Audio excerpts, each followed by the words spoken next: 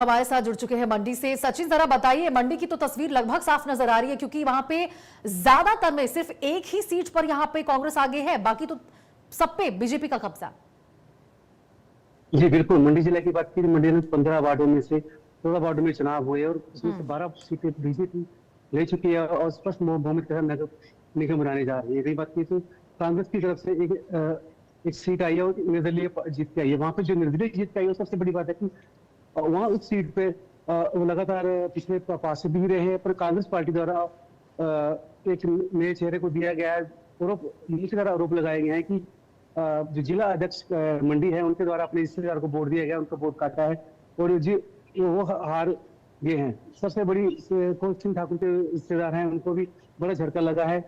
तो निर्दलीय का जीतना आना कांग्रेस पार्टी की सबसे बड़ी चिंता का बात है। मंडी जिला में कांग्रेस अभी कुछ नहीं कर पाई है और 12 के 12 बीजेपी जीत गई है। जी ये बात इसी दौरान जयराम ठाकुर भी यहाँ पहुंचे, उन्होंने के साथ खुशी जाहिर की और बताया है कि प्रदेश के मुख्यमंत्री सुखविंदर सुक्खू द्वारा जनता के साथ धोखा किया गया है। 6 महीने इनको लेट किया गया है चुनावों को।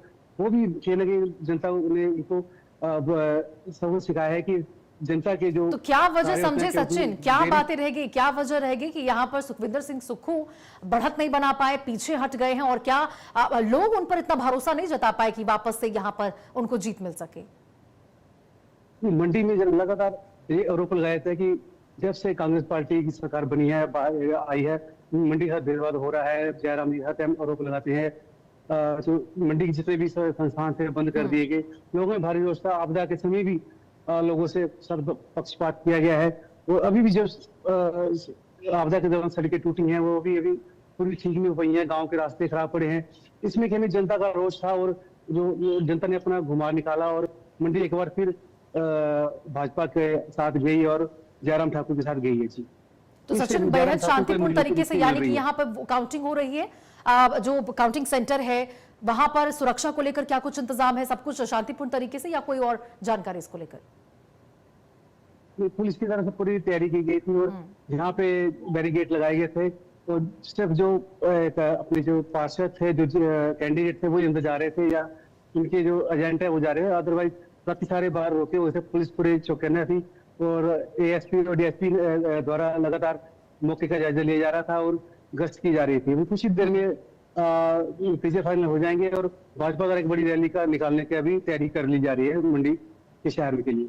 बिल्कुल सचिन, तस्वीरें तो लगभग साफ है, लेकिन मैं चाहूंगी जरा आप इसको जोड़कर बताएं कि 2027 विधानसभा चुनाव को लेकर ये अभी का जो रिजल्ट है, तमाम वार्डों के जो रिजल्ट निकलकर सामने यहाँ पे नगर निगम का आने वाला है, वो कितना मायने रखता है, कितना साफ करेगा तस्वीर आगे को लेकर?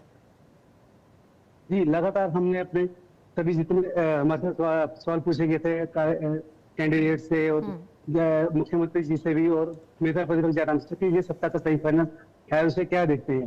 भाई जयराम ठाकुर जी ने कहा है कि ये सत्ता का सही फाइनल है, फाइनल हम जीत गए हैं और फाइनल भी हम जीतेंगे और कांग्रेस पार्टी को उखाड़ के अपनी हिमाचल में से एक बार फिर भाजपा की सरकार बनाएंगे और जनता के कार्य करेंगे। जी तो यानी कि कांग्रेस सरकार के जो कामकाज था सचिन, साफ तौर पर उनको एक संदेश देते हुए जनता नजर आ रही है। जिस प्रकार से धर्मशाला में भी आगे बढ़ चुकी है बीजेपी, मंडी में भी आगे बढ़ चुकी है, पालम में भी आगे बढ़ चुकी है।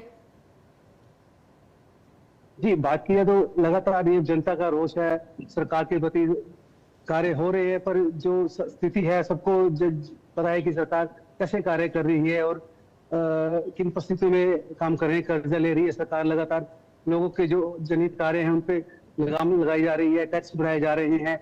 जो पिछले मुद्दे उठे थे जब एंटी टैक्स के ऊपर भी काफी विवाद रहा, लोकल जनता का भी विवाद रहा कि ये नहीं बनना चाहिए था।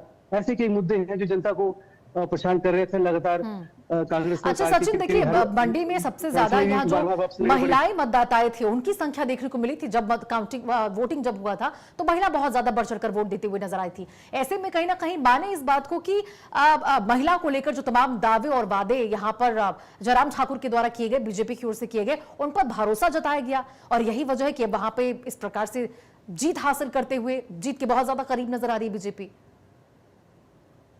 जी बिल्कुल, इस बार जो चुनाव हुए हैं इनमें 80% से भी ऊपर वोटिंग दर्ज की है। मंडी जिले के नगर निगम के चुनाव ले लीजिए, पंचायत चुनाव ले लीजिए, कल जो आखिरी चरण के तीसरा चुनाव था उसमें भी 84% से ऊपर की वोटिंग की हुई है। इसमें महिलाओं का भी बड़ा योगदान है, साथ साथ जो युवा वर्ग है उनका भी बढ़ चढ़कर भाग लिया है। उनका जो मेन मुद्दे है नशे के खिलाफ मुहिम चलाना है, नशे को काबू करने के लिए। और महिलाओं की सुरक्षा अभी सबसे बड़ा मुद्दा बन के सामने उभरा है, जिन्हें महिला बाहर निकली हैं और अपने सम्मान के लिए उन्होंने लोग वोटिंग की है और उन्होंने बोला कि जो हमारी सुरक्षा करेगा, जो हमें सम्मान देगा और जो हमारे लिए कार्य करेगा, हम उसी को जिताएंगे। आज उसी का नतीजा है कि आज बड़ी संख्या में भाजपा के लोग जीत के सामने आए हैं। बिल्कुल सचिन, तो अभी कुछ देर का वक्त होगा, उसके बाद सारी तस्वीरें साफ हो जाएंगी कि क्या होता है। अब सुखविंदर सिंह सुक्खू वापस से यहाँ पे आ पाते हैं या फिर बीजेपी